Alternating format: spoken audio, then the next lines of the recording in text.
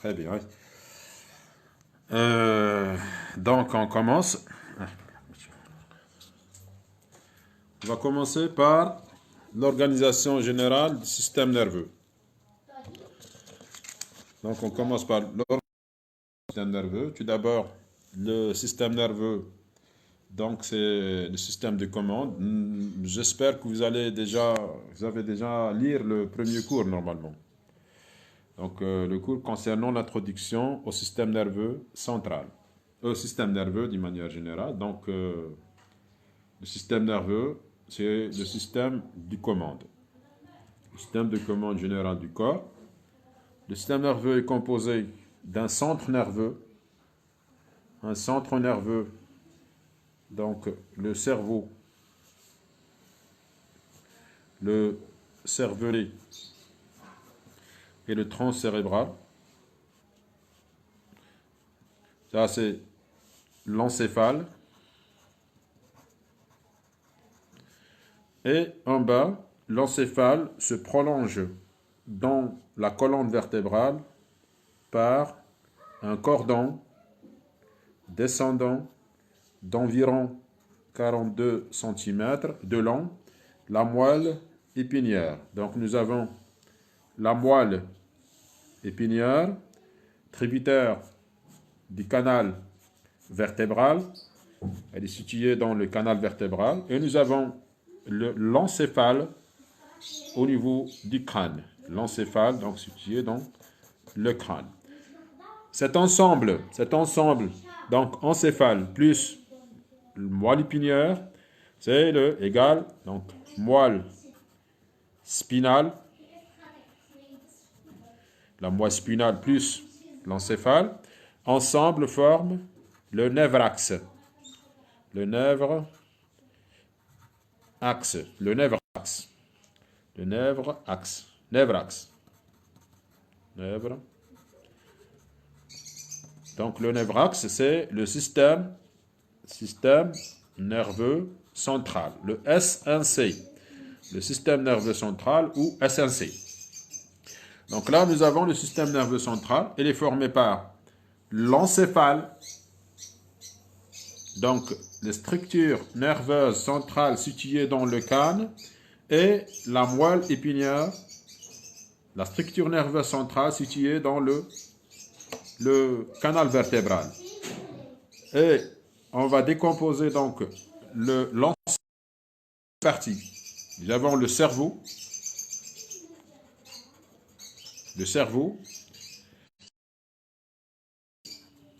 et le tronc cérébral. Et en classification neurologique, donc nous avons donc ce diagramme qui montre donc le système nerveux en général, qui se compose d'un système nerveux périphérique et le système nerveux central. On a le système nerveux central. Donc, le système nerveux central se divise en encéphale et moelle épinière. L'encéphale se divise en rhombe encéphale. Le rhombe encéphale, c'est l'ensemble. Le rhombe encéphale, c'est l'ensemble de le cervelet plus le tronc cérébral. Donc, cervelet et cérébral, ces deux structures forment ce qu'on appelle le cerveau postérieur. Le cerveau postérieur, c'est-à-dire rhombe encéphale. Pourquoi rhombe encéphale? Parce qu'il contient une cavité. Donc, nous avons cette cavité. Donc là, nous avons le cervelet, le tronc cérébral. Et entre les deux, cette cavité rhombe encéphalique de forme rhomboïde, ce qui donne le nom rhombe encéphale pour cette structure. Donc le rhombe encéphale. Au-dessus du rhombe encéphale, le cerveau est appelé le prosencéphale. Donc nous avons le cerveau postérieur, le rhombencéphale, et le cerveau ventral, le prosencéphale. Donc prosencéphale est composé de deux structures. Donc le prosencéphale comporte le prosencéphale, donc, comporte le télencéphale. Le télencéphale, c'est l'hémisphère cérébral. Donc on peut diviser l'hémisphère cérébral. Les deux hémisphères cérébraux, ensemble, forment le télencéphale. Ces deux hémisphères sont reliés au milieu et en bas. Les deux hémisphères cérébraux sont reliés au milieu et en bas par le diencéphale. Le diencéphale. Donc là, c'est le diencéphale, télencéphale, diencéphale, rhombencéphale. Le rhombencéphale et le prosencéphale, c'est-à-dire le prosencéphale, c'est l'ensemble de cerveau de télencéphale plus le diencéphale. Le rhombencéphale cervelé et la partie inférieure du tronc cérébral. Il reste cette petite portion. Cette petite portion qui relie le prosencéphale au rhombencéphale s'appelle le mésencéphale moyen. Donc nous avons un cerveau ventral, un cerveau dorsal et un cerveau moyen. Le prosencéphale, le cerveau rostral, le cerveau, c'est-à-dire, et le cerveau moyen. Quant au tronc cérébral, le tronc cérébral seul, on ne va pas parler de rhombencéphale, télencéphale et tout. Le tronc cérébral comporte le mésencéphale, la partie inférieure du tronc cérébral, c'est-à-dire la protubérance annulaire, le pont, et le bulbe. Donc on va reprendre le tronc cérébral, le tronc du cerveau. C'est comme le tronc d'un arbre. Donc on va comparer le cerveau à un arbre et son tronc, c'est le tronc cérébral. C'est sa structure, le tronc cérébral, qui se prolonge en bas par la moelle épinière. Donc le tronc cérébral, c'est cette structure qui se prolonge en bas par la moelle épinière. Il se prolonge par la moelle épinière.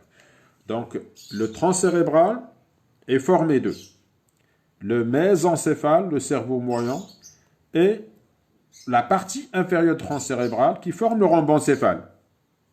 Donc on va compter le mésencéphale, le pont ou la protubérance annulaire, et en bas le bulbe rachidien. Donc le rhombencéphale est composé du cervelet et la partie inférieure, à savoir le pont et le bulbe rachidien.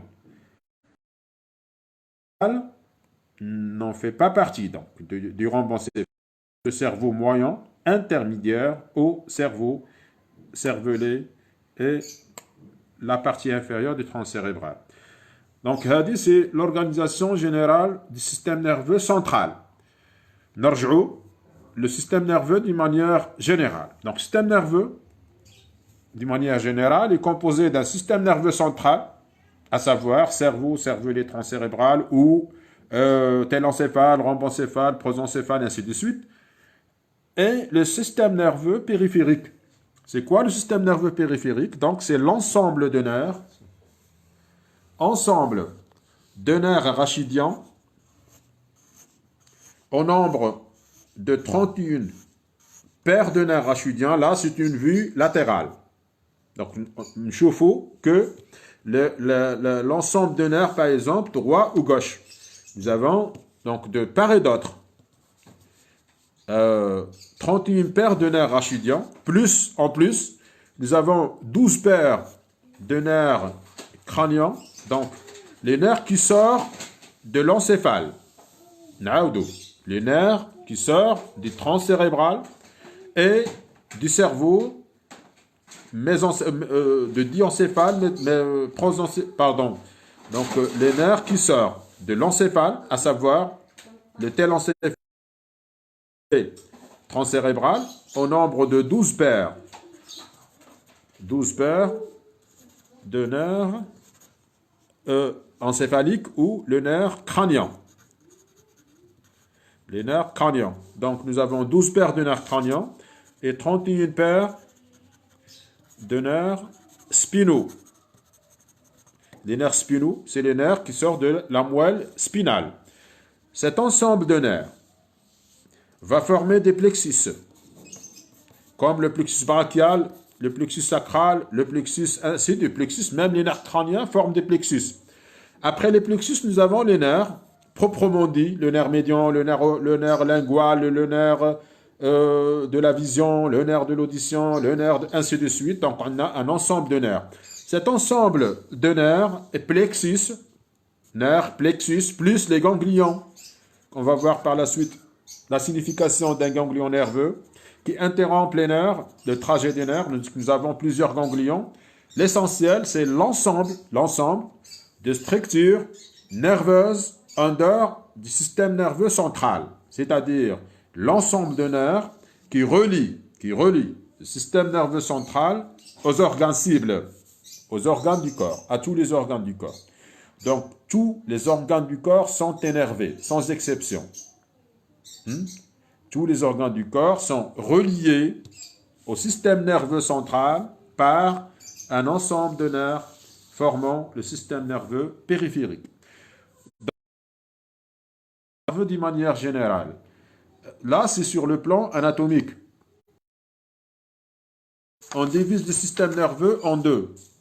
Donc, en anatomie, c'est bon. En physiologie, on divise le système, voilà, en fonction, système nerveux en deux. Nous avons le système nerveux volontaire, ou encore qui assure la vie et la relation de notre propre corps avec son environnement. Donc ça, c'est le système nerveux volontaire, conscient, ou encore vigilant. Donc, ça, c'est le premier système. Ce système nerveux conscient, vigilant, fonctionne qu'en état d'éveil. Il fonctionne qu'en état d'éveil.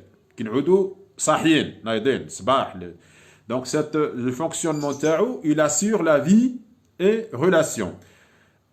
Il capte donc les influx qui viennent de l'extérieur du corps, la vision, l'audition, la gustation, le tact, ainsi de suite. Donc, tout ce qui est conscient. Donc, nous avons la motricité volontaire et la sensibilité consciente. La motricité volontaire et la sensibilité consciente. Ça dit le rôle de système nerveux volontaire. Le deuxième contingent, c'est le système nerveux involontaire. Donc, là, nous allons mettre... Et qu'est-ce qui contrôle le système nerveux volontaire? Les muscles squelettiques. Donc, il contrôle les muscles squelettiques. Les muscles squelettiques ou les muscles intelligents, soit, disons, les muscles.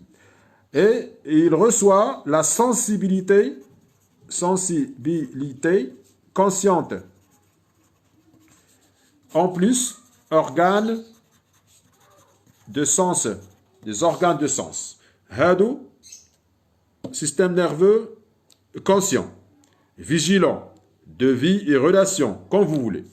Pour le deuxième, le système nerveux inconscient, involontaire, donc de la vie végétative. La vie végétative. C'est pourquoi il est appelé système nerveux organo-végétatif. Le système nerveux organo-végétatif contrôle les viscères. Donc, on va mettre là tous les muscles lisses. et soit une sensibilité, une sorte de sensibilité inconsciente. Sensibilité inconsciente. Et il contrôle donc les viscères. C'est le système nerveux des les viscères. Donc, c'est le système nerveux des viscères. L'HA, il contrôle la fonction gastrique, la fonction sphinctérienne, la sécrétion des glandes exocrines, la sécrétion, ainsi de suite. Le système, les deux systèmes en physiologie, donc on divise le système nerveux végétatif et le système nerveux volontaire. Bon, quelle est la relation entre le système nerveux et le système endocrinien?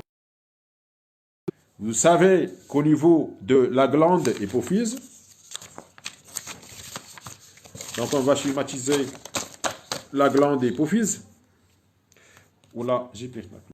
Dans cette, nous avons là la glande hypophyse. La glande hypophyse, elle est reliée au système nerveux par une tige qui s'appelle la tige pituitaire ou l'infundibulum. Après, elle est en connexion nerveuse avec cette partie du cerveau qui s'appelle l'hypothalamus. Donc le thalamus et l'hypothalamus. L'hypothalamus est une structure neuro-endocrinienne. Elle contient des noyaux nerveux qui prolongent leurs axons dans la glande hypophyse. Et c'est par cet hypophyse que c'est lui qui contrôle la glande hypophyse. L'hypothalamus lui-même est contrôlé par les autres structures du système nerveux central. Donc il y a quand même un contrôle entre le système nerveux, disons végétatif bien sûr, le système nerveux végétatif et la glande hypophyse, par le biais de l'hypothalamus. Donc il y a quand même une influence, disons, une influence du système nerveux sur le système endocrinien. En périphérie, si on prend par exemple la vasoconstriction, la vasoconstriction, elle nécessite l'adrénaline. Donc c'est l'adrénaline sécrétée. Elle est sécrétée par la glande sus-rénale, la glande surrénale, d'un côté, sécrétée par le système donc endocrinien au niveau des systèmes nerveux végétatif sympathique. Donc, l'action du système nerveux végétatif sympathique sur les vaisseaux, c'est la vasoconstriction. L'action du système endocrinien ergotrope, c'est-à-dire l'adrénaline, c'est toujours la vasoconstriction. Donc, en périphérie, parfois, la même action. Le système nerveux végétatif et le système endocrinien. Le reste de la structure histologique, l'intérêt, donc là, c'est toujours, on est dans l'introduction. L'introduction. Donc, nous avons vu l'organisation générale. On va voir rapidement la structure du système nerveux. La structure du système nerveux, en réalisant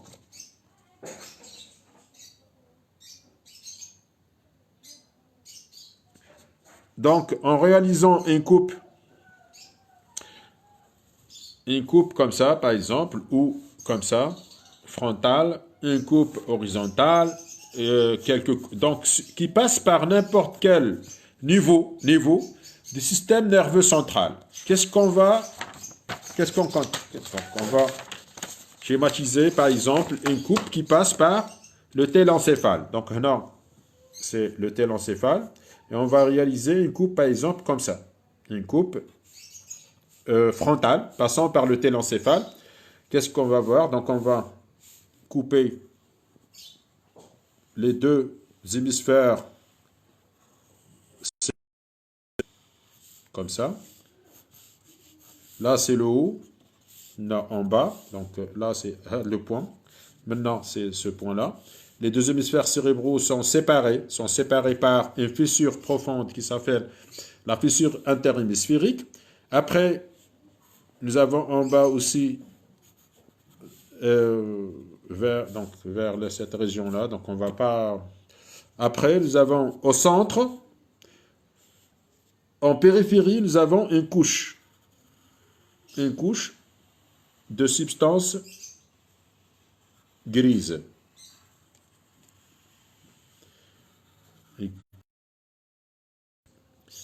Au niveau du cerveau, ou là, le cervelet, l'encéphale. Donc nous avons toujours cette couche de substance grise, mesure à peu près 5 mm à 6 mm au niveau du cerveau et 3 mm au niveau du cervelet. La couche de substance, tout d'abord, sur n'importe quelle coupe, on constate deux types de substances. Une substance dite grise et une substance blanche. La substance grise au niveau du cerveau cervelet, elle est périphérique, sous forme d'une couche donc une couche qui englobe la substance blanche à l'intérieur. Donc nous avons une couche de substance grise et à l'intérieur la substance blanche. Donc tout ça, c'est la substance blanche. La substance blanche, nous avons quelques masses, des petites masses de substance grise centrale. Donc substance blanche et substance grise centrale. Cette petite masse de substance grise centrale sont appelées les noyaux. Les noyaux gris centraux du cerveau. Donc leur topographie, c'est à peu près là. Donc dans cette partie. Et au niveau du cervelet, on a aussi des noyaux gris centraux. Donc la répartition de la substance grise dans le cerveau, le cervelet, elle est périphérique, sous forme d'une couche de substance grise périphérique appelée l'écorce ou écorce cérébrale, ou là encore le cortex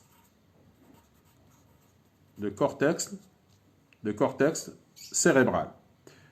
Donc écorce ou cortex cérébral, c'est la croûte qui recouvre toute la superficie du cerveau et le cervelet. D'accord? À l'intérieur, donc nous avons la masse de substance blanche qui entoure donc qui occupe le centre. Et au centre de cette masse, nous avons quand même quelques noyaux gris centraux. Les noyaux gris centraux du cervelet et du cervelet du cerveau. Quand on réalise une coupe qui passe par la moelle épinière, donc une coupe qui passe par la moelle épinière, on constate à peu près cet aspect. Donc nous avons l'inverse. La substance grise, elle est centrale. Donc là, la substance grise centrale. Et la substance blanche périphérique. C'est la substance grise centrale. Et là, c'est la substance grise périphérique. Là, c'est pour le cerveau cervelé. Pour la moelle épinière, l'inverse. Donc la substance blanche, elle est périphérique. Tout ça, c'est la substance blanche qui encercle. Donc nous avons la substance blanche qui encercle la substance grise au milieu. Sur une coupe là. Nous avons la substance blanche, elle est centrale, grise, elle est centrale, et la substance blanche périphérique, l'inverse. C'est quoi la signification histologique de la substance blanche et substance grise? Donc on va prendre cette partie par exemple de l'encéphale. En agrandissement, donc juste cette partie avec la substance grise, substance blanche. Donc nous avons la substance grise et Au milieu, la substance blanche. Là, c'est la substance grise, la croûte, la couche périphérique, le cortex. Le cortex, il contient le corps des neurones. Donc, il contient les corps des neurones. C'est quoi le corps des neurones? Et chaque neurone se prolonge par son axone, son prolongement protoplasmique. Donc, on va schématiser un neurone, une cellule nerveuse, qui présente donc un prolongement protoplasmique. Donc, plusieurs prolongements protoplasmiques, des prolongements dendritiques, hadou. Donc, nous avons le corps, le soma, les dendrites, hadou smhum, les dendrites, les petits prolongements au sein de la substance grise ou même dans la substance blanche, les dendrites. Et le prolongement central, l'axone. Donc,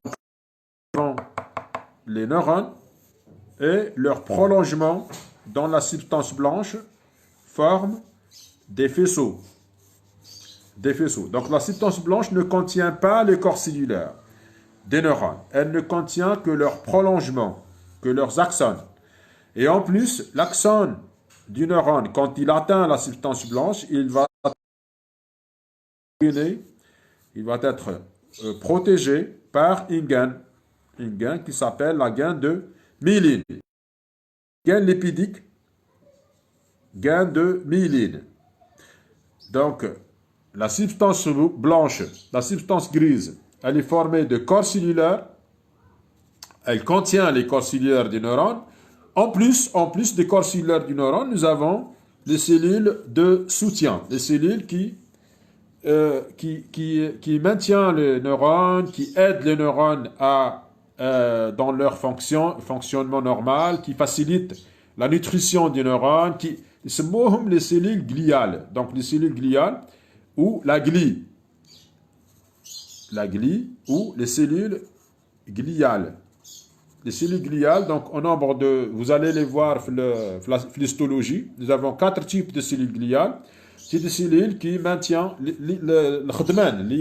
neurone. Le neurone, c'est une cellule noble où on a le service, les gens qui assurent le service, le neurone, ce sont les cellules gliales. Le neurone, les cellules gliales, les cellules de soutien, le neurone, donc chaque neurone a au moins un prolongement axonal, l'axone. L'ensemble des axones engainés, bien sûr, myélinisés, forment la substance blanche.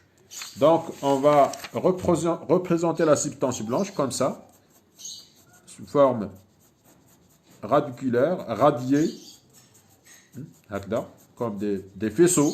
Donc, elle est formée de faisceaux. La substance blanche, substance grise. Donc, on va prendre une population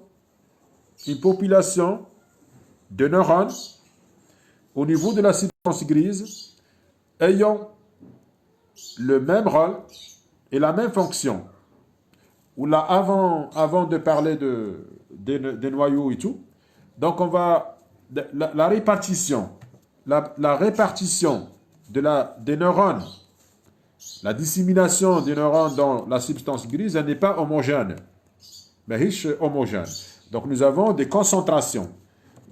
Parfois, là, c'est une zone de condensation neuronale, où on a des neurones dispersés.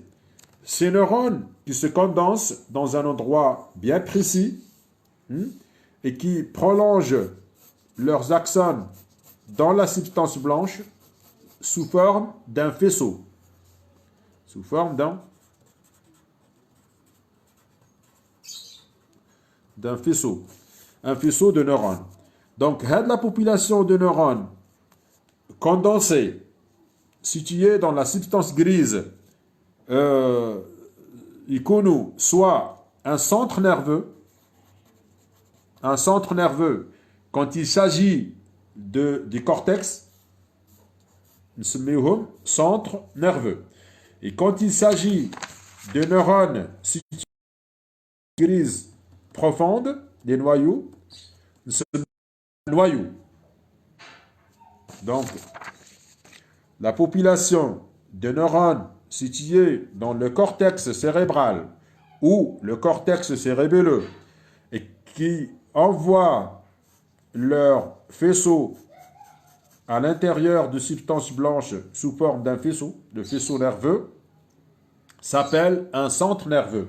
Et les centres nerveux, nous avons deux types, soit un centre sensitif, sensibilité, soit un centre moteur, la motricité. Et voilà, la rubrique de sensibilité, donc nous avons le centre de la vision, l'audition, hein, le sens, les organes de sens. Donc nous avons le centre nerveux, ولا لا كان عندنا في le noyau gris centraux, donc une condensation de corps cellulaire sous forme d'un noyau. Donc soit un noyau, quand il s'agit de... On a les centres nerveux نلقاوهم dans le corps cérébral, ou là les corps cérébelleuses, le cortex cérébral ou le cortex cérébelleux. Mais on a des centres nerveux en dehors de l'écorce. Le reste, les conus,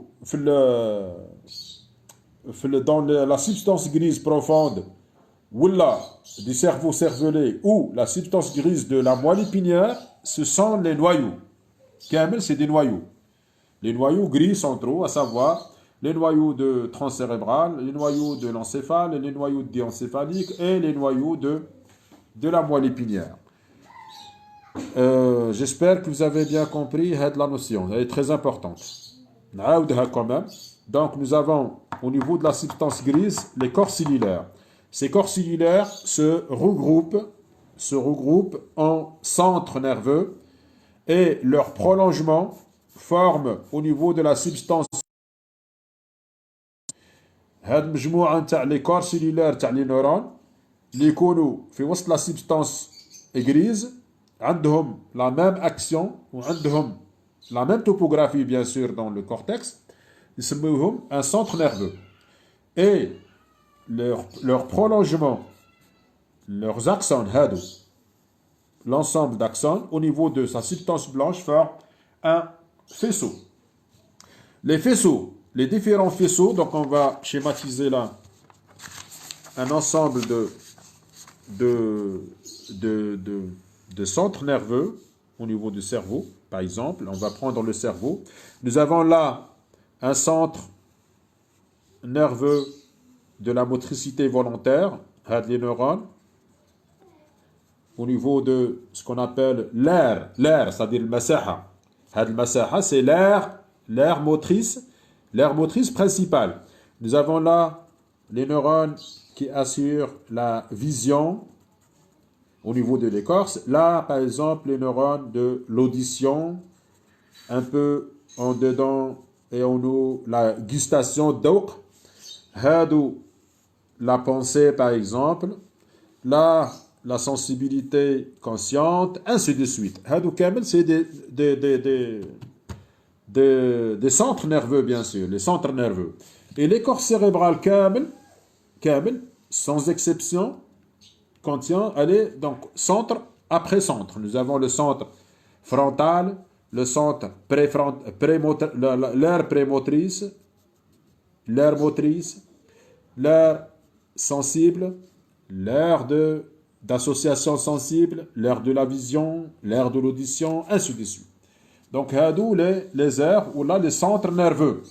Et ces centres nerveux envoient leur prolongement dans la substance blanche. Donc, sur une coupe, on va couper par exemple, passant par l'air sensible, l'aire de la sensibilité. Donc, on va réaliser cette coupe, elle est comme ça. Donc, nous avons toujours la fissure profonde qui sépare les deux hémisphères cérébraux, droit et gauche. Donc, on va prendre qu'une partie. Donc, là, nous avons,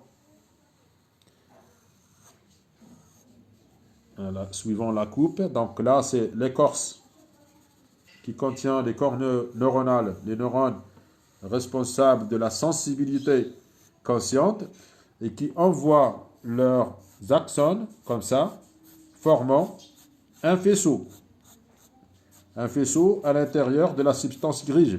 Ces neurones se regroupent et passent, par exemple, vers la moelle épinière. Le faisceau, donc, se regroupe et passe vers la moelle épinière. J'espère que vous avez compris la notion d'un faisceau et d'un centre nerveux. Parfois, le faisceau est interrompu par un noyau de substance grise. C'est-à-dire, le premier neurone est dans le cortex, il envoie son prolongement dans un noyau, et un deuxième neurone dans le noyau qui assure le relais. Et continue le trajet des faisceaux. Donc, hada, un faisceau, hada, un deuxième faisceau, et l'ensemble de deux faisceaux avec le neurone intermédiaire s'appelle une voie. La voie ascendante, la voie motrice, la voie sensible, ainsi de suite. Normalement, la physiologie. Ou il a qu'un ma femme touche soit le hadi, vous posez les questions. Le message après l'exposition, les questions et je réponds sans problème. Hein? Donc, hadou les faisceaux et la voie. Donc, on va prendre un centre nerveux, un noyau intermédiaire. Gouna, dans le centre nerveux, nous avons des corps cellulaires de neurones. On va prendre ce neurone qui envoie son prolongement dans un faisceau, vers un noyau, ou là, vers la moelle épinière, ou là encore, vers une deuxième partie dans l'écorce cérébrale, ou vers ainsi de suite, ou là vers l'autre côté de l'encéphale, comme ça, sous forme d'un faisceau qui traverse la... Donc, on a plusieurs types de faisceaux. Les faisceaux forment la substance grise, la substance blanche. Donc, nous avons trois types de faisceaux. On va les détailler. Le premier neurone qui envoie l'axone tau vers un noyau. Et dans le noyau, c'est une substance grise aussi. Nous avons les corps cellulaires. On va prendre un deuxième neurone qui entre en contact avec le premier et qui envoie son axone en bas dans la moelle épinière. Donc, le neurone, il va prolonger l'influx du premier. Le premier est situé dans un centre nerveux. Le deuxième, il n'assure que le relais. Ce n'est pas un centre effecteur. C'est-à-dire qu'un centre effecteur, c'est un centre qui produit ces neurones qui produisent l'influx nerveux moteur du corps. Et là, c'est l'aire motrice. Et là, carrahna un peu en arrière vers le lobe pariétal, nous avons l'aire sensible principale. L'ensemble de neurones hadou assure l'interprétation de la sensibilité consciente. Et là, le noyau, donc hadou, c'est des neurones effecteurs, c'est des neurones soit les ont la décision. Huma yimdou l'influx nerveux moteur ou la interpréter ou la sensibilité les gym la peau ou les organes de sens ou la savoir.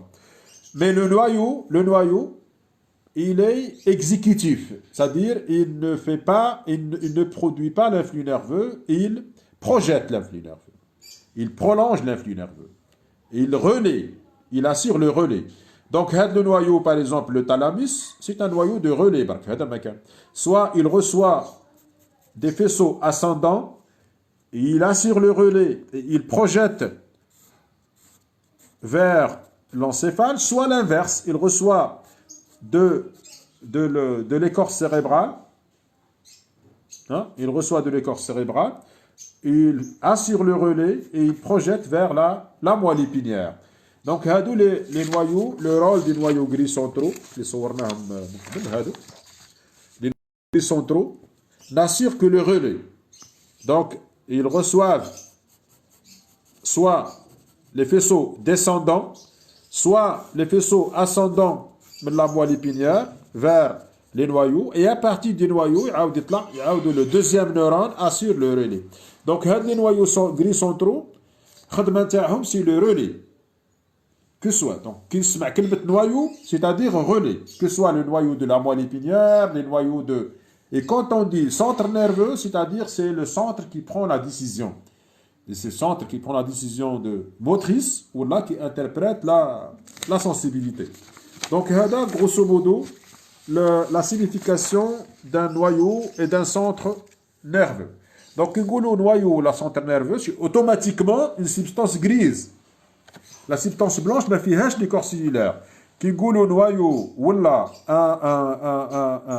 un centre nerveux, c'est-à-dire un corps cellulaire, c'est-à-dire le corps cellulaire du neurone. J'espère que vous avez compris. Donc, centre substance blanche, substance grise. Noyau, relais. Pardon, l'écorce, c'est-à-dire centre nerveux, et le noyau qui assure le relais. Revenons maintenant sur la substance blanche. On a dit que les différents faisceaux.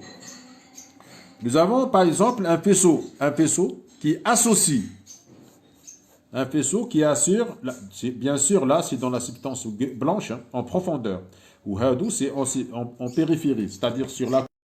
On note le faisceau hada par exemple, un faisceau qui traverse la ligne médiane dans la substance blanche, ou un faisceau qui va d'avant en arrière, ou un faisceau hospitalier. Donc, nous avons trois types de faisceaux dans la substance blanche. Trois types de faisceaux dans la substance blanche. Il y a les faisceaux qui assurent la connexion entre les centres nerveux, cerveau, ou du cervelet, ou encore les noyaux de la moelle épinière, mais l'essentiel du même côté,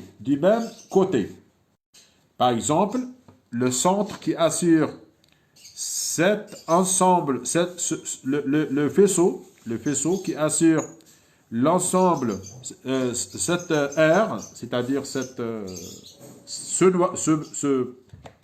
centre nerveux de la vision, et le centre de la pensée, par exemple, ou là, le centre du moteur, ou la savoir.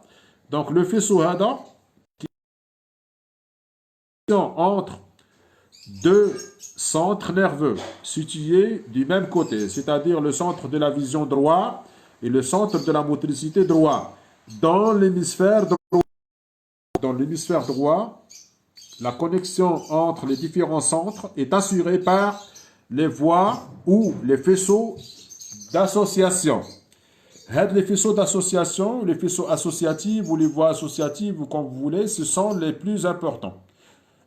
Parmi toute la substance blanche, parmi tous les faisceaux de la substance blanche, les faisceaux sont les plus importants parce qu'ils assurent l'association du même côté, du même hémisphère, donc dans le même hémisphère cérébral, le même hémisphère cérébelleux, dans le même côté de la moelle épinière. Là, les étages de la moelle épinière sont associés, par exemple, la moelle épinière comme ça. La moitié de la moelle épinière est en connexion, les étages de la moelle épinière sont en connexion par des faisceaux dans la substance blanche, faisceaux d'association. Deuxième type de faisceau, donc dans le même côté, entre les centres, c'est faisceaux d'association. D'un côté à l'autre, les faisceaux qui traversent le plan médian et qui vont vers la partie symétrique, c'est-à-dire l'autre côté, le côté contralatéral d'une même structure, à savoir cerveau, cervelet, transcérébral, moelle épinière, ce sont les faisceaux commissuraux. La commissure, le relais, donc entre les deux parties symétriques du système nerveux central, et ce mot faisceaux commissuraux, les commissures blanches. Troisième type de faisceau, ce sont les faisceaux de projection. C'est les faisceaux descendants, l'encéphale vers la moelle épinière, ou l'inverse, ascendant de la moelle épinière vers l'encéphale. Hadou les faisceaux, du cerveau vers le cervelet, du cervelet vers le cerveau, du cervelet vers la moelle épinière, vers le transfert. Faisceaux de projection. C'est des faisceaux qui se يروحوا d'une structure centrale vers une deuxième structure. يسموهم les faisceaux de projection. Donc, si on recoupe au niveau du cerveau toujours, nous avons la substance blanche formée donc de plusieurs types de faisceaux. Il y a des faisceaux de projection qui descendent qui remontent vers le corps cérébral, les faisceaux, les commissures, les faisceaux commissuraux. Il y a aussi les faisceaux d'association, donc du même côté. Hadi la substance blanche. Donc elle est formée, donc on va schématiser la substance grise et la substance blanche qui assure la connexion entre les différents centres nerveux, les centres et les noyaux et les différents noyaux, les différents centres, donc sous forme de plusieurs types de faisceaux. L'ensemble de faisceaux, on va prendre un ensemble de faisceaux. Les faisceaux se regroupent dans des cordons. Un cordon fait plusieurs types de faisceaux et les cordons dans les pédoncules. Donc on va voir un schéma. Voilà. Hada, par exemple, un pédoncule, le pédoncule cérébelleux. Hada, le pédoncule cérébelleux pour le cervelet inférieur. Là, nous avons le pédoncule, le pédoncule cérébral. C'est-à-dire le mésencéphale, le mésencéphale, est occupé par le pédoncule cérébral. Et c'est pourquoi ce mot trans du cerveau, le tronc cérébral. Hada, le pédoncule cérébelleux. Donc, dans cette partie, nous avons l'ensemble de faisceaux descendants et ascendants à destination cérébrale, c'est-à-dire qu'il va remonter ou la descendre dans la moelle épinière ou là, à partir de la moelle épinière vers le cerveau. J'espère que vous avez bien compris la signification d'un faisceau, d'un centre nerveux, un noyau, et on passe vers la répartition de la substance grise substance qu'on a vu là, le neurone. Le neurone, automatiquement, hein? La cellule, bon, là aussi, il est simple. Là, c'est de la physiologie. Les définitions. Donc, une population de neurones occupant une même aire. L'aire, c'est-à-dire un centre. Masaha, cerveau. Au niveau du cortex encéphalique. Encéphalique, c'est-à-dire le cortex du cerveau ou du cervelet. Exerçant une même fonction. Soit la sensibilité, la motricité, la vision, la même fonction, la même origine, la même destination. Hadou forme ce qu'on appelle un centre nerveux. Le centre nerveux. Une population de neurones ayant une même topographie dans la substance encéphalique profonde.